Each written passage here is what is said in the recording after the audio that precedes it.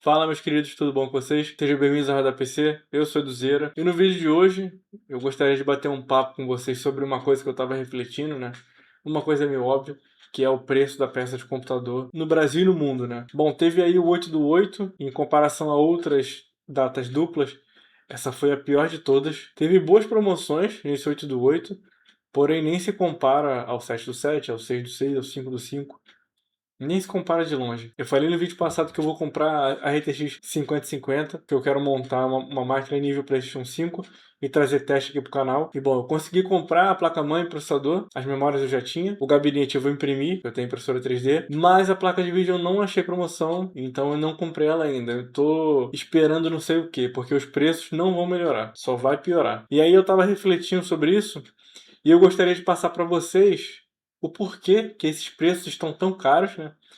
Por que que essas peças estão tão absurdas esses preços? E explicar por que que a IA está fazendo isso com os nossos brinquedos, né? Todo mundo fala que a IA está consumindo muita VRAM, a IA, as empresas de IA estão fazendo data center, e aí está consumindo muito SSD e VRAM e GPU. Só que ninguém fala como que isso funciona. Então eu tô aqui hoje para fazer isso para vocês, beleza? Rapaziada, se você tá querendo economizar na sua peça de computador, então entra lá no radarpc.com.br. Lá você vai encontrar o menor preço monitorado nas principais lojas brasileiras e em breve no AliExpress também. Lá no site você consegue comparar preços entre peças e você consegue montar a sua build completa. Então entra lá no site e para promoção relâmpago, entra no nosso grupo de promoção. Nós temos um grupo que é focado em placa de vídeo, outro que é em processador, memória RAM e placa-mãe, e um grupo que é focado em periféricos e armazenamento. Então entra nos grupos e entra no radarpc.com.br. E bom, começando a falar o óbvio, né? Realmente a IA tá matando as nossas peças de computador, nosso brinquedo. Tá complicado. E eu gostaria de explicar por que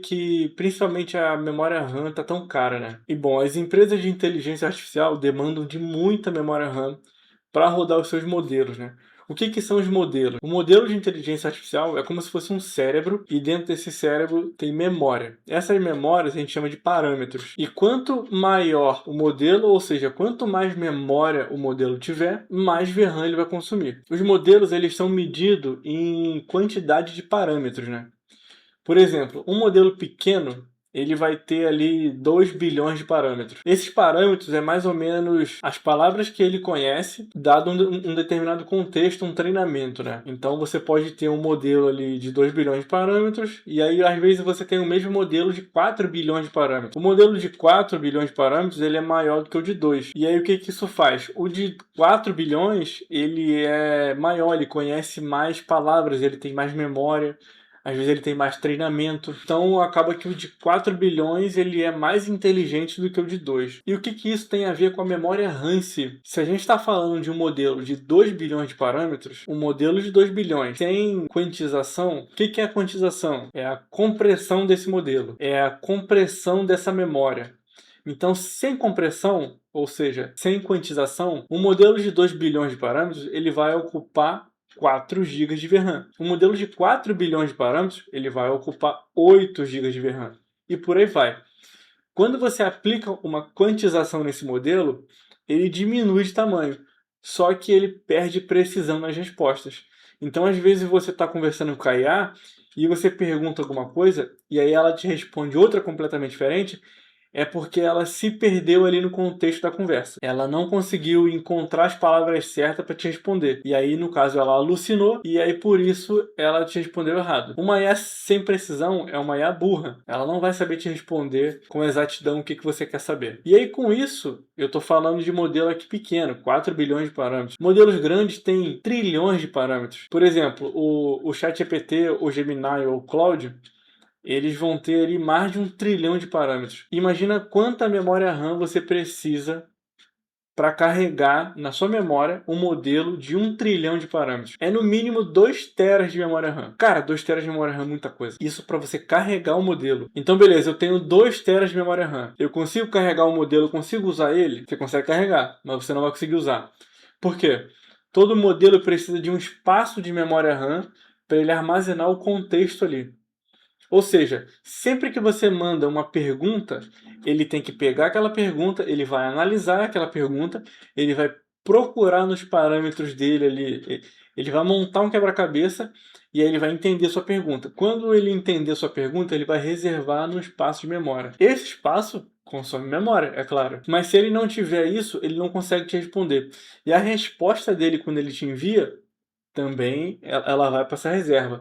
Então, o modelo de 1 trilhão, ele não demanda só de 2 terabytes de memória.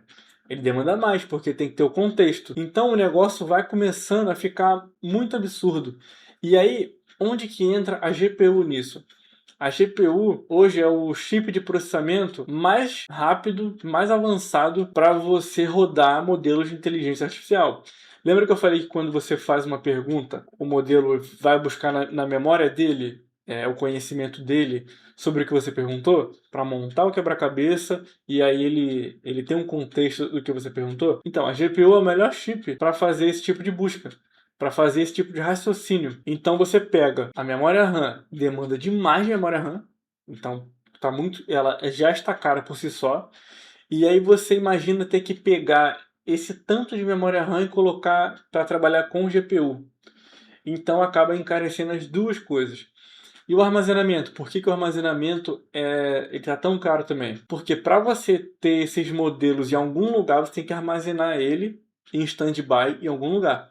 Quando você vai usar ele, você tira lá do SSD ou do HD e coloca ele dentro da memória RAM. Então aí a gente já tem a explicação de 3 produtos que estão muito caros: armazenamento, GPU, memória RAM. Beleza? E aí, o que sobra pra gente, né? Pra gente vai sobrar o resto. Pra gente não vai sobrar nada. O que sobra pro beta?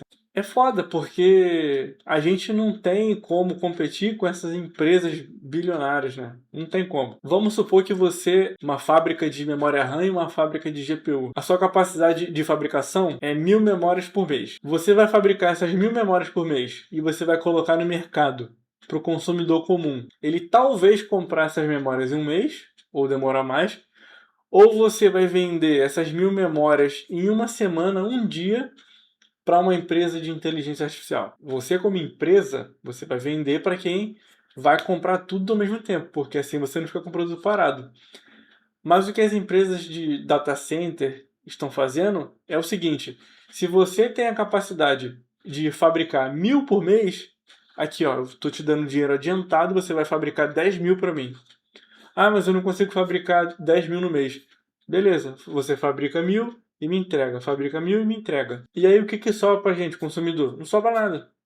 Mesma coisa com GPU. A Nvidia, a AMD, elas fazem GPU e assim que a GPU sai, as empresas de data center compram a GPU dela. E aí temos outro problema, que é o limite físico de fabricação disso. Se eu sou a Nvidia, o que eu vou fazer? Eu vou fabricar uma RTX 5090 ou eu vou fabricar uma Quadro, que é uma GPU que é voltada para inteligência artificial, para servidor? Cara, eu não vou parar as minhas máquinas que está fazendo Quadro para fazer 5090, para fazer 5080, 5070 Ti. Não, eu vou parar as minhas máquinas e vou produzir só Quadro, porque a galera ela já comprou. Eles já me deram esse dinheiro e eu já reservei o meu maquinário para desenvolver o chip, para desenvolver as GPUs para esse setor.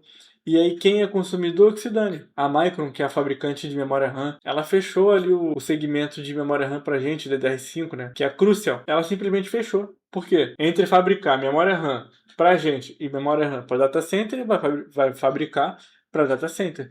Que o dinheiro é certo. E o dinheiro é alto, altíssimo.